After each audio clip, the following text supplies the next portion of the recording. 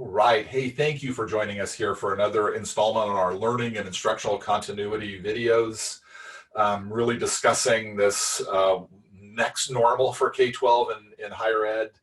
How do we prepare for this?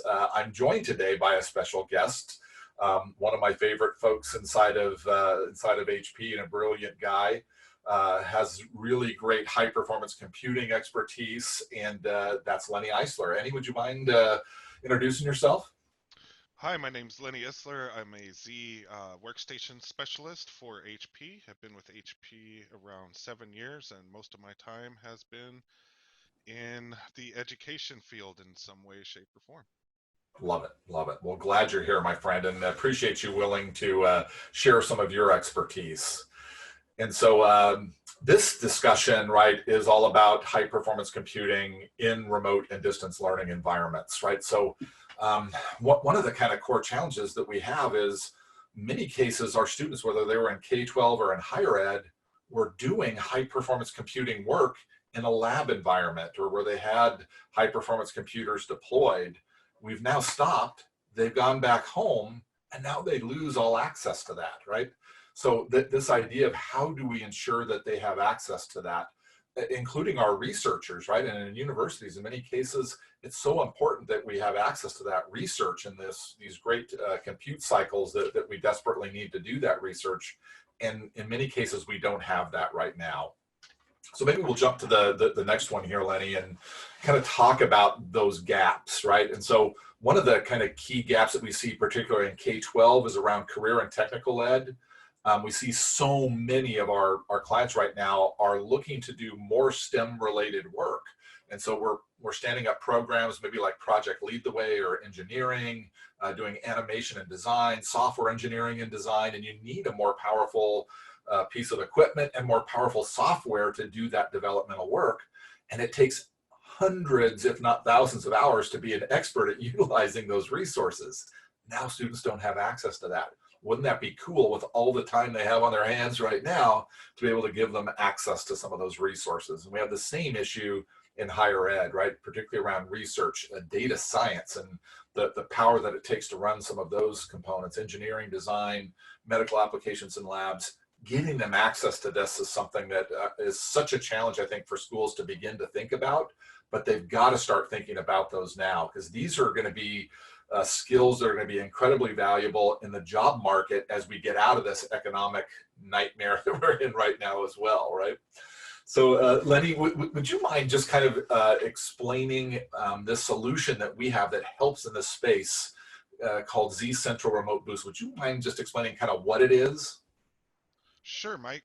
So Z Central Remote Boost is formerly known as HP Remote Graphics Software, and it's the latest pro-grade solution that harnesses the power of a Z workstation desk side. So this is a very low bandwidth way to remotely connect back into a desktop to get you back to units that have the power that we were talking about in the gaps in the previous slide. So things like dynamic resizing, we'll see today some 4K stuff, touch gestures. So if the machine that you're using as the receiver has a touch screen, you're able to do that. That's Everybody really loves this remote USB option that we have here. So say that your students are taking photos or film and need to be able to edit it, well, they would be able to plug the USB into their receiving device and be able to edit that video on the desktop that they're remoting into. This was Um, one of those things, Lenny, when you first explained this to me, I was like flabbergasted you had that kind of capability inside of this software, right? That's very cool. yeah, every time that I demo this software and mention the remote USB capability, I think light bulbs definitely go off. If I could put one right here, right now, light bulbs definitely go off at the Good. capabilities that that introduces. Yeah. And the probably the best part about this is the software that we use called HP Velocity. And what that does for us is that lets us do all of this great stuff without using a ton of network or internet. So in places where students don't have access to really high speed internet, we'll see today that even if we're doing 4K type of stuff, we'll see that the amount of internet that we need is very, very low, and that's because of this HP velocity So technology. lower end Windows, Mac device, whatever, can still handle that as long as you've got, a middle range sort of internet connection. Great, Definitely, great. definitely. And how it works is you download a little piece of software on the sending machine, so on your desktop, and another piece of software on your receiver, and then you create a virtual connection between the two in a little GUI that we'll see. And then next slide here. Since we're only sending pixel information for the display, with that HP velocity technology, everything is super fast and it's secure because all of the information is staying on the desktop here. So when you Got it. remote in, since we're only painting pixels back to this, we're not sending a whole lot of data. Plus the data that you have, I'm thinking of our medical, our teaching medical people here where they need to save files and keep them local. This would be a way that you could access that without actually sending the files back and forth. Hugely valuable for research, right? Where you're doing Definitely. very private, sort of secure. Yeah, love that. hmm So it's simple, fast, and secure. Cool. Um, would you like to see a demo of it? Oh my God, I'd love to see it. Yeah. All right, perfect. I Well, let me can't back wait to up. see what you've got prepared today. All right, so right now we are on my ZBook Studio X360, which is a laptop. I'm plugged into a Thunderbolt dock, and I have three independent screens. As you can see, I can go off to the right and to the left. And this is my local IP address of my Z8G4 workstation. So what we'll do is log into this with my laptop, So and that's this your is remote high performance and ultra high performance sort of workstation device that would do the kind of work we were talking about. And so exactly. this software, you just basically plug in the IP address for that device. hmm And with the two pieces of software, this is how you make that secure connection. hmm Okay, That's got it. exactly right. So it's as simple as hitting connect and then just logging in to the PC. Don't steal my password. Dot dot dot dot dot. And it takes just a second for it to wake up. And on the sending unit, I can't show this here, but it does have a monitor connected to it. When I remote into it, the monitor actually goes blank, so you don't have anybody looking over your shoulder. Like if you were remoting in from somewhere else, somebody else that was in that lab per se wouldn't be able to see exactly See what what you you're were doing. doing. Oh, wow. That's kind of cool. I had no Yes. idea that either. So, and even if this device, for example, was sleeping, this would be waking it up as well. Yes, yes, which is Wow. what it's doing right now. Okay. So once it wakes it up, it fires back up, it boots itself up because of your credentials of logging into it. And now this is just what we'll be showing will be just the pixels. So just the hmm screen image sort of components. hmm Okay, got it. So here's my login screen. We'll log in, and what I want you to pay attention to is right up here at the top, and this is the HP velocity, if you recognize the icon right there. Yeah. So this is showing how much internet is being used and how many frames per second. And keep in mind that this is painting three screens here. So I have three Wow. screens, independent screens. They each have their own picture on there, and they're all maintaining 30 frames per second. Great. So I'll kind of show you that we are in a Z8G4. I'll show you through our HP Performance Advisor, another great piece of software by HP that we can do a different video on. But as you can see, now I'm remoted into a desktop Z8 with a Xeon processor, 32 gig of RAM, and I also have access to an RTX 5000. So Wow. that's what I was saying before. Whenever we're doing videos, 4K videos, different things like that, or even some data science applications can be run off of a graphics card as well. Being Yeah. able to remote in and have access to this graphics card at 100, 200 kilobits per second. Um, so Phenomenal. so that's really, really interesting that we have the ability to do that. And some of the things that we would be able to do with that would be data science. So if we wanted to do some really high-end computational stuff and do some graphing and different things like that, we could definitely do that. As you've seen before, we could also do some artificial intelligence. There's a little artificial intelligence there, and we can play Lenny's unbeatable game of Connect 4. Still hasn't been beaten. I've tried many a times, and it still hasn't been beaten. And then, getting back to, some of the video editing and stuff like that. So this would Yeah. be a place where we would expect to see the biggest jump in the internet usage. So what I have here is a 4K video on YouTube, and I will force it to be 4K video. And as you can see, when I hit play, now we're only at 15 frames a second on the Zoom call that we're Zoom. on right now. I'm maintaining 30 frames a second. You may see a little bit of choppiness. I do not see any choppiness Pretty wild. whatsoever. It's actually pretty wild. Even though it's a little choppy on Zoom, Lenny, it's still pretty darn good. Yeah, and as you can see, I'm right around that 5 to 7 megabits per second, which is still not that much. And I'm maintaining 30 frames per second. And just to put that into perspective, when you go to the movie theater, those movies are 24 frames per second.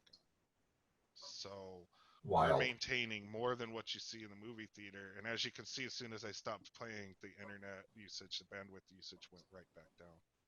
Very cool. Super powerful, very easy, doesn't use a whole lot of internet. When I'm done, lock my computer, exit out.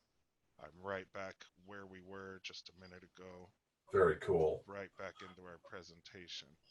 So there you go. You went from a laptop to running a super high performance device with an incredible graphics card in it, running 4K video, doing artificial intelligence, right? And you're seeing it in real time, right? And with no lag, no sort of issues on your end. That's the power of you putting that in the hands of a student who needs to practice in CAD or Adobe software, right? And doesn't have that at home, or doesn't have a device, even if they had the application that could run it effectively at home.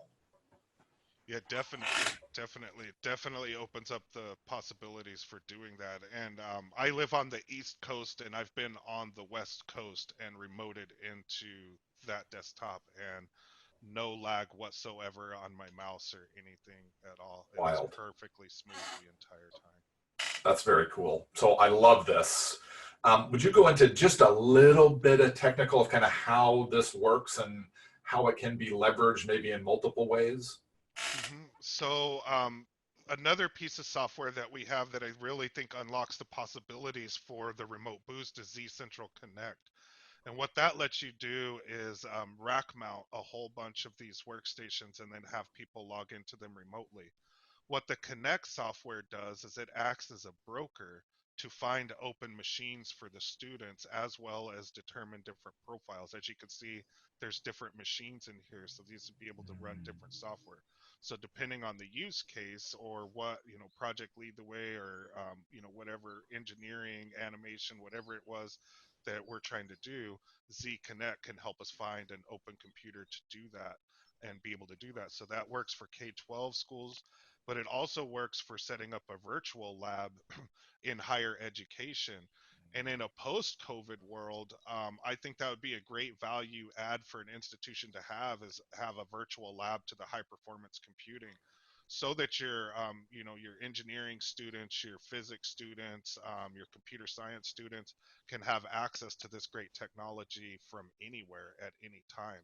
And I think that's something that would be very, very beneficial to the students. Great ideas don't happen between 8 and 5.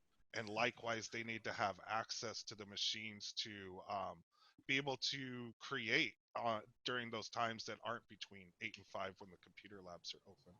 So I think this is a very powerful piece of software for higher education as well, and a great value add for them to provide their students. Yeah, this is great. This to me is going to be one of those components that folks are going to have to get figured out as we get ready for where the job growth is going to come, which is all going to be in these STEM related fields, right? It really is.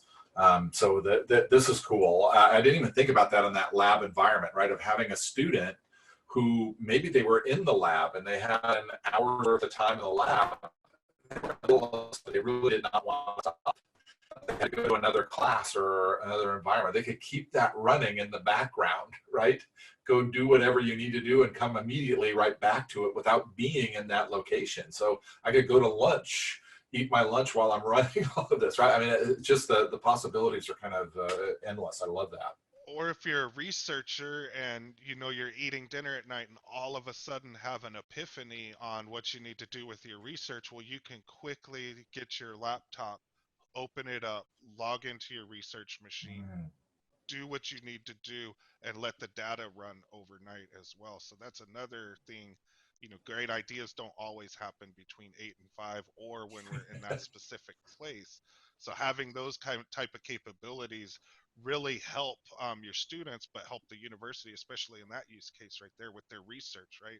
yeah, You don't have to jot it down. Maybe that idea doesn't have the same gravity the next day that it did right at that specific time.